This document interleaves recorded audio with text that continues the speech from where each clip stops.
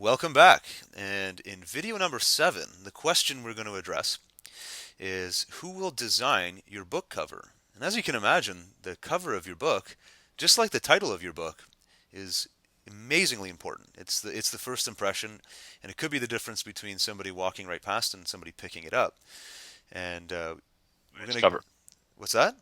People really do judge your book by its cover. Yeah, I guess it's the cliche of cliches, but it really is true. And well, I guess your book cover was a really good example of this. But there's really just two things we wanted to cover in this lesson, and the first one being some suggestions on where you can go to actually get some help with your design. Assuming you're not a designer. Now, this is called the DIY bestseller, this product that you're watching right now. So maybe you have some design skills and you want to try your hand at it. We're going to give you some suggestions of to where you can outsource that job.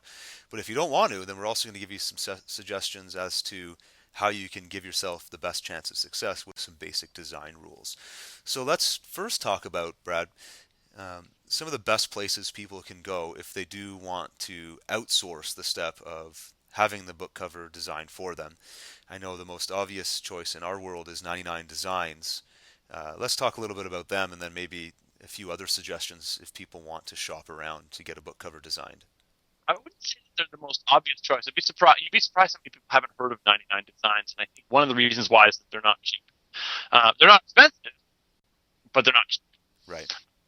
I think a lot of people say, oh, I just get my cover design on Fiverr, right? I get it for $5. That's actually, the I would say in our business probably the most obvious choice, but it's the worst choice. I would say 99 Designs is definitely the best choice you could make if you're going to have it done by somebody else, because anything that you get done there, I don't know how many people have ever heard of them or how they work, but multiple designers will mock up concepts for you, and you get to choose the one that you want. I just did this.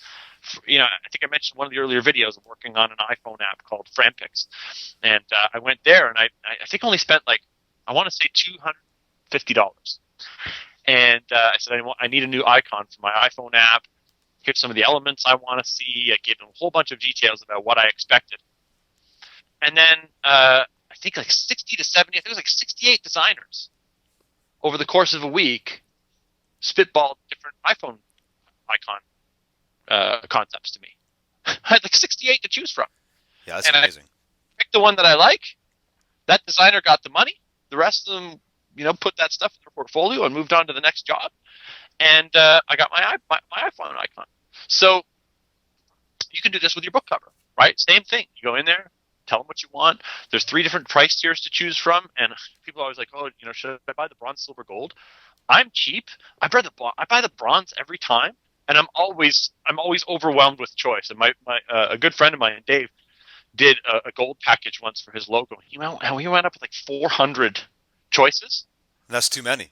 What was too many? He had us all voting, and it got ridiculous. I got to a point where I was like, I'm not going to vote on this anymore. You got too many choices here, dude. Like, I gave you one I like. I don't want to look at it anymore. And I'm the kind of guy who I just want to move on, right? Like, I don't need to look at 400 concepts. Give me 50 to 60, and that's too many. So, I'll go through them. I'll have a couple of colleagues look at them. We pick the one we like, and you could go back to the designers and say, during the project phase, you can say, hey, I really like what you did here, but could you try these colors or try it this way? And that designer will go make those alterations for free for you. Yeah, because they So want they want to win the bid.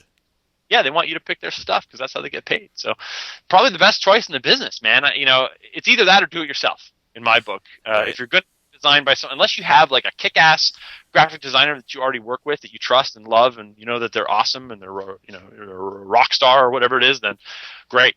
But otherwise, go to 99 Designs if you're going to outsource.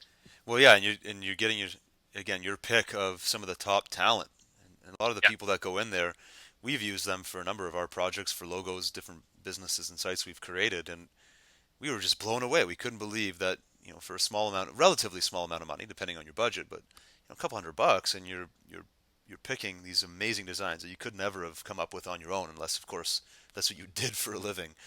You'd be quite impressed, and they can really tailor it to anything you want to do. The website gives you a lot of different options to pick and choose, and set the stage what I want this thing to look at or to look like. Now, having said that, we want to stick to the DIY theme here, Brad. And once again, I want to turn it over to you because you've been doing design. You've done a lot of your own design for quite a number of years. And obviously, there's way more of an art than there is a science to designing things. It is art, so to speak. But there are some guidelines. There are certain things you can do to make sure that the design, specifically, obviously, we're talking about a book cover, that you can do to make sure that your book cover works, that it's not going to bomb and totally ruin any chance you have at success. And there's a number of different ways you can go, but there's some simple things you can follow. So why don't we go through basic design rules that anybody can follow to give themselves a good chance at having a winner? And this applies to picking a designer on 99 Designs just as much, right? If you're looking at, if you're doing it yourself or you're picking a designer, you want to follow these rules because not every designer will follow these rules. Um, so for me, there's a number of them, and there's no real order to this, but I'll kind of start. I think is most important, and we'll work our way down. The first one is print out the cover. It's a huge mistake people make. Is it looks really good on my screen. It's going to look great on print. You'd be surprised how often something looks like garbage when you print it, especially when there's like gradient or like gradient colors or Web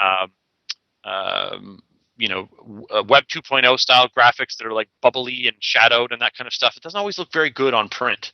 It might look great on your screen. It might look awesome on your website, but print that out and it doesn't look great. And if it doesn't, scrap it. Understanding that not only does it have to look good printed out, it has to look really good small. So make it a thumbnail, right? Make it as small as the thumbnail on Amazon's homepage for every book cover. How does it look now? That's a great point because it could look really cluttered if you tried to put too much into one spot. People do it all the time. Mm. Use fonts that aren't bold. They'll use scripty handwriting style fonts that are very hard to read, and they think that they're elegant, beautiful because they look like some calligraphy in a wedding invitation they got once. That Papyrus. Yeah, exactly. Papyrus font for the win. Um, Stay away from these. Stick to basic blocky fonts. I like to use Arial, Helvetica, Times New Roman. Basic fonts that are sort of inherent. We see them in everything. Helvetica is one of the most popular fonts in the world. You see it in logos, you see it on billboards and advertising everywhere. My entire book cover is all Helvetica font, different Helvetica style font. There's multiple in the Helvetica family. Same with Arial, same with Times. There's a number of different families of fonts you can kind of work from, but stay away from the papyruses and the Comic Sans and the gimmicky fonts. You want to stay away from. You also want to stay away from the ones that uh, that you think look elegant. If they're too thin, if they're too curly and whimsical or whatever, they're not gonna look good in print, and they're definitely not gonna look good in a thumbnail. So think that through. And also understanding the difference between raster and vector graphics. A lot of people don't understand this basic rule, right? But there's two different types of graphics when we talk about digital graphics that we take to print. There's raster and there's vector. To break it down and make it really simple for you, a raster graphic is like a photograph, right? It's a high color count. Usually a photograph, like a JPEG photograph, will have millions of colors in that one photograph, millions of different shades of colors. A vector graphic, the best example of a vector graphic is a font, right? You know how no matter how big you make a font, the edges are always nice and clean and crisp. That's inherently what a vector is. A vector is usually on my cover, the cover of my book, every single element on the cover of my book is a vector. There's a cartoon. It's a vector cartoon. That means it's low color count, and it's not actually a graphic in the traditional sense of like a photograph. It's a cartoon graphic, and it's a vector. In other words, there's a mathematical calculation behind the graphic, meaning that I can make that graphic infinitely large. I can put it on the side of a truck or on a billboard, and it's going to look just as beautiful as if I shrink it down and put it on my book cover. And whereas when I take a photograph, right, a photograph is going to hit a physical limit where, let's say you take a picture with an 8 megapixel camera, right? I can only really make that photograph about the size of an 8x10 sheet of paper, maybe a little bit larger. The larger I start making it, now it has to stretch the pixels, and we've all seen when images get pixelated when they get bigger. Oh yeah. And so a lot of people will use low res raster graphics for things like their title. So think that through. You want to make sure that whoever's designing your book, or if you're designing your book, you're working in a platform like Adobe Illustrator, or somewhere that allows for vector and raster graphics to mix together. But you always want to make sure that you're using proper fonts. You're not pulling some JPEG of your title and putting it and placing it on your book cover, because it's not going to print well. You want to use the real font. You want to use vector graphics whenever possible, and understanding that difference is very important to making a good looking cover. Um, so print it out, shrink it down. Um, Avoid gradients, avoid Web 2.0 style graphics, avoid drop shadows, avoid a lot of the cliches that you'll see working really well on a web page. They don't translate to print, and understanding that is so important, because you'll see it all the time. Where someone just gave me their book last weekend, and it's one of those covers that I could tell the guy never printed it out. He saw the screenshot and it looked really good and said go. But understand that your screen has a resolution of 72 dots per square inch, and your printer, uh, the cover of your book will be printed at 300 dots per square inch. So the resolution difference is where the loss becomes apparent. A book that looks really good in 72 DPI may look like garbage in 300, because it can't scale up nicely, and so the shadows start to look choppy and the edges don't look good. And it's amazing how these little things don't translate from screen to print. So be mindful of that. Um, Also, keep your color counts low. My book cover has 3 colors. It has green, black, and red. It's only 3 colors, and it's on a white background. So I guess you could say it's a 4 color, but the background doesn't count. If you're going to use a white background, or any color background, doesn't really count. Low color count, and low font count. If you're an amateur designer, big mistake people make is they try and throw every cool font they have in their font library on their cover. Right? It's like, oh, the title's this, my author name is over here in this other font, and the byline is in this font, and then I have the write up on the back. I use a different font, and it's very hard to follow. Stick to 1, maybe 2 fonts. If you have to use 3, be sparing.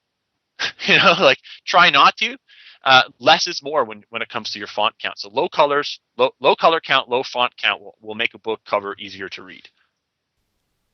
Wow, that's some heavy advice there on design. That's probably why I'm not a designer. Just, I think you either get it or you don't. So if you're like me, you can outsource it. But now that at least you have some tips that Brad shared with you that you can take to, like we said at the beginning, 99 Designs. Now you can be a little bit more of an educated buyer. And also when you're deciding on your bid, now you've got some tips that'll help you pick probably the best logo slash design for you. Anything else to add? No, I think I don't know how long we went there, but I think I covered. It was a good lesson on design. Maybe we'll break that out into its own course another day as well. We will Good. we'll see you in the next video. Here.